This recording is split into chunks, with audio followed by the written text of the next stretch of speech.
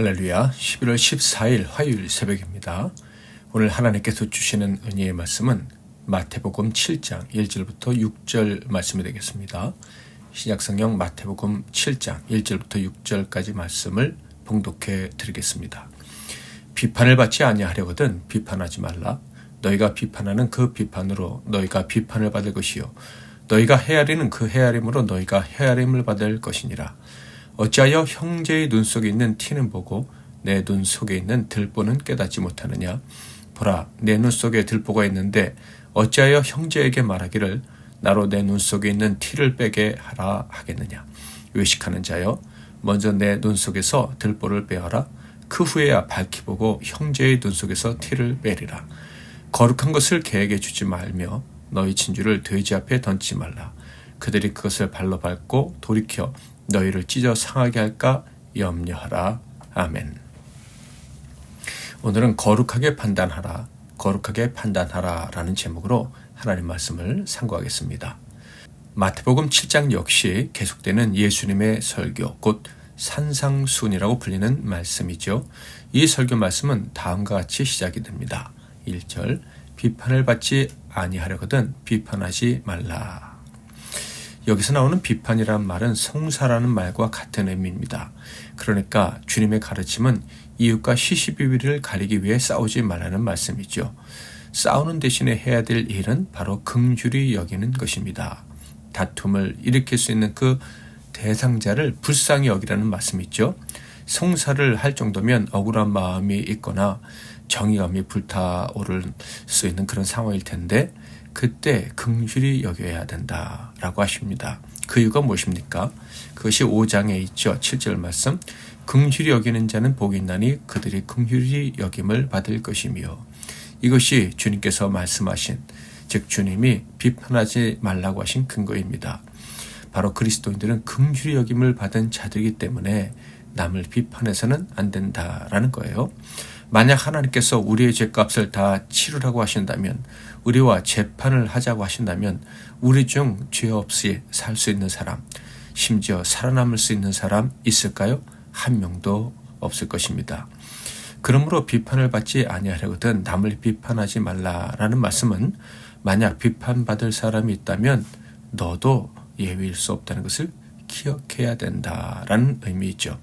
그래서 그리스도인들은 남을 비판하려는 마음이 생긴다면 남을 비판하기 전에 먼저 자신을 비판해 보아야 할 것입니다. 즉 자기를 돌아본 후에야 남에 대한 판단의 말을 할 수 있다라는 거예요. 그러나 정직하게 자신을 판단해 본다면 다른 사람을 함부로 판단할 수가 없겠죠. 여러분은 남을 돕는 가장 좋은 방법에 대해서 들어보신 적이 있습니까? 바로 다윗이 택했던 방법인데요. 다윗의 고백을 먼저 들어볼까요? 시편 51편 말씀인데 9절과 10절 그리고 13절을 읽어보겠습니다. 주의 얼굴을 내 죄에서 돌이키시고 내 모든 죄악을 지워주소서. 하나님이여, 내 속에 정한 마음을 창조하시고 내 안에 정직한 영을 새롭게 하소서. 그리하면 내가 범죄자에게 주의 도를 가르치리니 죄인들이 주께 돌아오리이다. 남을 돕는 가장 좋은 방법이 무엇인지 아시겠습니까? 바로 자기 자신 안에 있는 죄와 싸우는 일입니다. 자신의 죄로 슬퍼해야 합니다. 그래야 용서와 사랑을 알게 되죠. 하나님으로부터는 그 고귀한 가치를 알게 된다라는 거예요. 그 사랑과 용서를 알아야 남을 진정으로 사랑하게 되는 것입니다. 판단하고 어줍지 않은 충고 대신에 긍휼의 마음으로 함께 사랑하는 자가 되는 거예요. 그 대상이 이웃이든 가족이든 마찬가지입니다. 자식이든 배우자든 마찬가지예요. 정말로 자신의 죄와 처절하게 싸우는 자만이 진정으로 사랑해야 될 자를 사랑하면서 그들을 도우면서 살아갈 수가 있는 것입니다. 그러므로 성도는 남의 허물을 판단하고 시작하기 전에 나는 진정으로 다른 사람을 도울 수 있는 사람인가에 대해서 돌아볼 줄 알아야 하는 거예요. 자, 그런데 만약 성도가 주님의 이 가르침을 간과한다면, 그리고 남을 함부로 판단한다면 어떤 일이 벌어질까요? 마태복음 7장 2절에서 3절에 보면 부끄러움을 당하게 될 것이다 라고 말씀하고 있어요. 2절 3절 보겠습니다. 너희가 비판하는 그 비판으로 너희가 비판을 받을 것이요 너희가 헤아리는 그 헤아림으로 너희가 헤아림을 받을 것이니라. 어찌하여 형제의 눈 속에 있는 티는 보고 내 눈 속에 있는 들보는 깨닫지 못하느냐.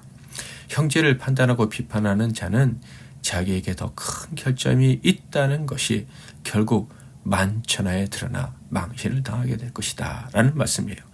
그뿐이 아닙니다. 심지어 그런 사람은 하나님께 외식하는 자라는 무서운 책망까지 받게 될 것이다 라고 주님이 말씀하셨어요. 4절 5절 보라 내 눈 속에 들보가 있는데 어찌하여 형제에게 말하기를 나로 내 눈 속에 있는 티를 빼게 하라 하겠느냐. 외식하는 자여 먼저 내 눈 속에서 들보를 빼어라. 그 후에야 밝혀보고 형제의 눈 속에서 티를 빼리라. 산상수훈 6장의 말씀을 기억하십니까? 외식하는 자의 모든 영적인 행위는 헛것이라는 말씀. 외식하는 사람은 구제도 기도도 금식도 다 헛것이라고 하셨죠. 그러므로 남을 판단하는 일이 외식이라면 남을 판단하는 일은 백해무익한 것입니다. 그러므로 함부로 남을 판단하는 일, 정죄하는 일은 당장 멈춰야만 하는 것입니다. 자, 그런데 여기서 한 가지 질문이 생기죠. 그렇다면 모든 사람들의 잘못을 못 본 척하고 지나가야 된다라는 말씀일까? 결코 그렇지가 않습니다. 그래서 예수님께서 이런 말씀하심으로 오해를 방지하셨습니다. 6절 거룩한 것을 개에게 주지 말며 너희 진주를 돼지 앞에 던지지 말라. 그들이 그것을 발로 밟고 돌이켜 너희를 찢어 상하게 할까 염려하라.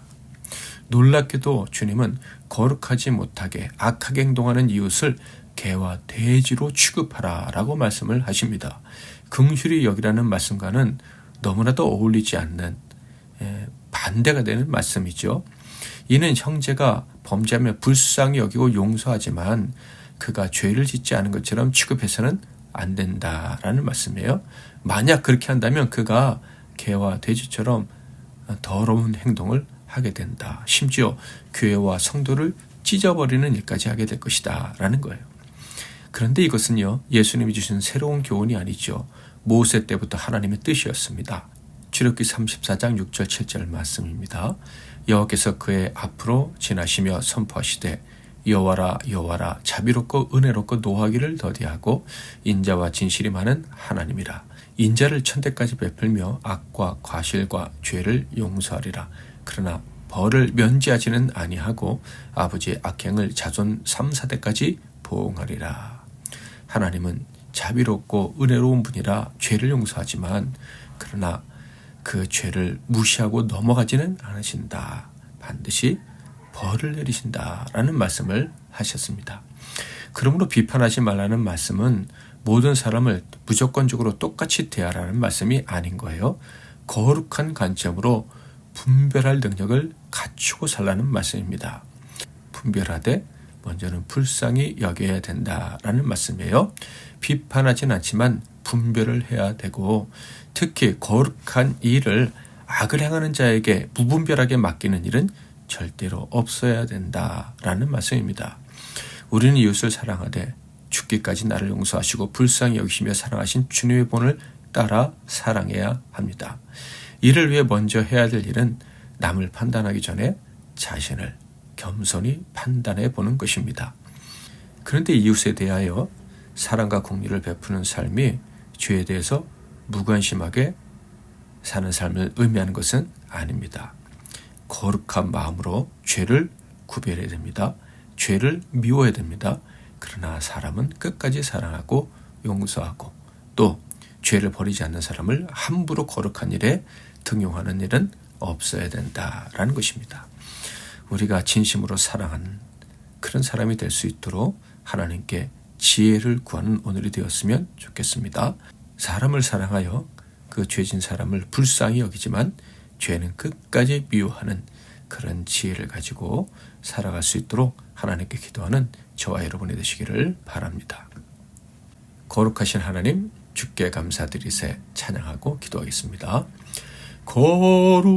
거룩하신 하나님 주께 감사드리세 날 위해 이 땅에 오신 독생자 예수, 나의 맘과 뜻 다해 주를 사랑합니다.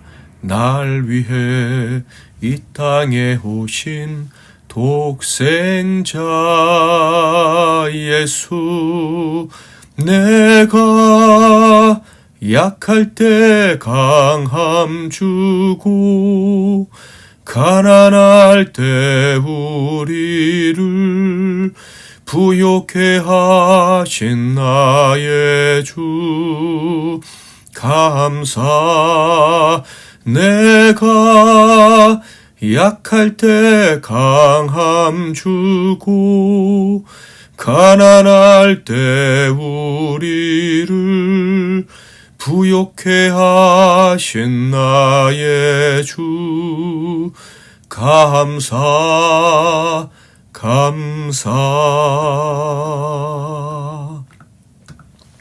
오늘도 말씀 붙잡고 기도하시고 승리하시는 하루 되시기를 바랍니다. 제가 먼저 잠깐 기도하고 이어서 여러분 각자 기도하십시오. 기도하겠습니다. 살아계신 하나님 아버지, 오늘도 이 복된 날을 허락해 주시고 거룩하신 주님의 말씀으로 하루를 시작할 수 있도록 허락해 주시니 감사합니다.